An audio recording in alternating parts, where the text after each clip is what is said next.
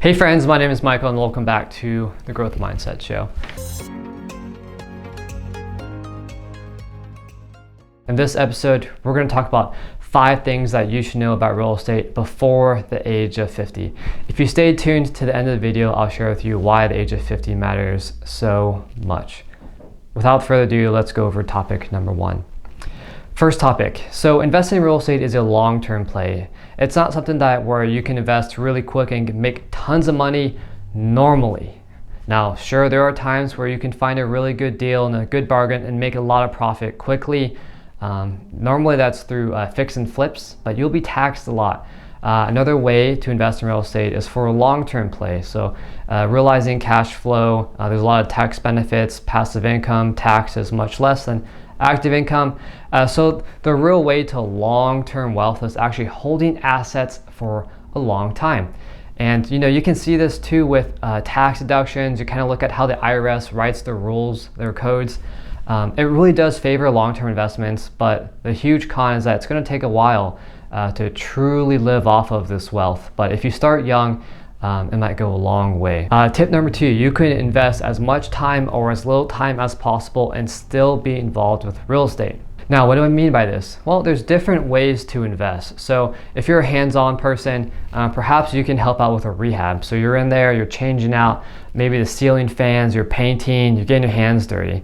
And that's a great way to get involved if maybe you don't have a lot of cash, but you have a lot of time and you're willing to learn and get your hands dirty.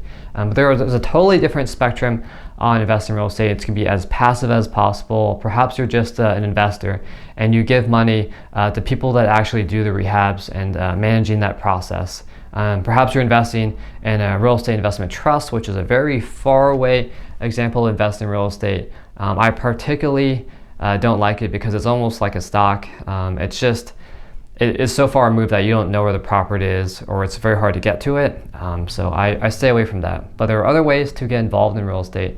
Like I said, partnering, doing the rehab, yourself investing, REITs, and there's also apartment syndications. So that's where you work with a general partner or an operator and you meet them, and they analyze a lot of big apartment multifamily deals. So the 5+ units, can be 50 units. You pool money together, invest, and then the general partners or the operators will run that business model for the next couple of years of how they projected the returns to be. Number 3, most people are scared of investing in real estate because of the old saying, oh, I don't want to wake up at 2 a.m. to change plumbing or change a light bulb. I'd rather stay away from that, so I'm not even going to try to invest in real estate. Through my experience, which has been a couple of years investing in real estate, I've done rehabs, I've done some flips, and I now have some long-term rentals. I've never actually had to replace a toilet at all, and there's reasons for it. Particularly, I use a property management team, and so that keeps me from getting my hands really dirty. I just look at it as a high level, look at how the business operations are going. I'll pay the property management fee, which I think is, on average, you'll find it around 8 to 10%, maybe 12% on your property management monthly cost, but it's the best payment I've ever done in real estate because it makes everything passive once you have a renter in there. You just basically collect the cash flow, look at how the business operations are running, make sure they're not spending too much on maybe a rehab if you just did a rehab on a property.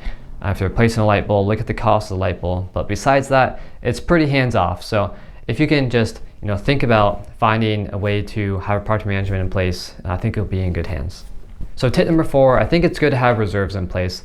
A lot of people calculate their budget for rehab, but they don't realize that those can be a lot of surprises along the way. I've had this with one of my units.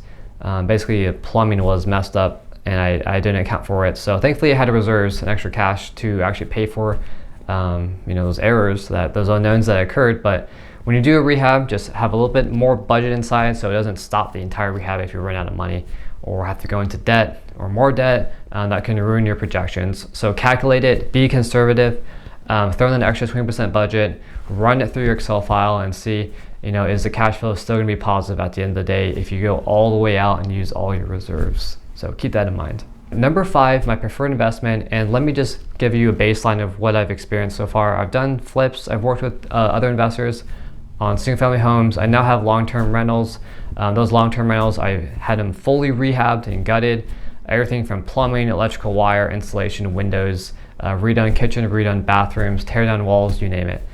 And so those are long-term rentals, but actually my preferred way to invest in real estate is through apartment syndications. And the reason why I think it's so much better to do that, so much easier for me to invest in apartment syndication, is that once you understand who your operator is, which is your general partner, which is basically the people that are the experts that are running the deal. They're analyzing the properties, the markets, talking with the banks, finding out the lending terms, negotiating with the seller or the broker on the property.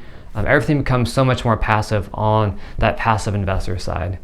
So what I mean by this is that if you find an operator that's really good and they're very conservative in their underwriting, and they're trustworthy, and you have money to invest, they'll bring you deals, and that's amazing. That's the best part about it. They'll bring you something that they're already fully vetted and are investing in themselves. All you have to do is contribute an additional investment fund on your end, and then you can ride basically that positive cash flow wave and get all the tax benefits. And there's a whole bunch of videos on this channel that go over the tax benefits of investing in apartments, single family homes as well. But when you apply apartments to it, there's a lot more scalability that comes with it. You can do a cost segregation, which is basically a faster way for tax depreciation to occur across multiple units at once, and an accelerated way to do it. So that's a cost seg at a super high level. But yeah, that's all I have for you guys. So if you hung around to the end of this video and you're wondering, what was Michael thinking? Why should I know about this stuff by the age of 50, or perhaps sooner than the age of 50? Well, if you recall from the beginning of this video, I said that real estate is a very long-term play. So it might be 5 years, 15 years, or even 30 years to get the full cash flow. Perhaps, that's what you're looking for, or maybe a way to fully retire and just live off your investment funds. So I say start early. You got to plant that tree early and let it grow, and then it'll blossom and bear you fruit for the long-term play. And then that's just going to continuously give you more and more fruit, more cash flow, more return over time. And then you can, go out again and repeat that process. And you notice a lot of people that have wealth is actually holding through real estate and not selling. So if you buy something, as long as if it's not giving you negative cash flow, or it's going to an area that's about to be, burned down and ruined in value, I'd recommend keeping that property and just maintaining its current state, or improving it a little bit to increase that rental rate. So that's all I got for you guys. Thanks for tuning in. Those are my 5 tips on what you should know about real estate before the age of 50. And again, start sooner if you can. You'll thank me in the long run, and I hope you experience great returns along the way. Thanks for tuning in. I'll catch you in the next one. Take care.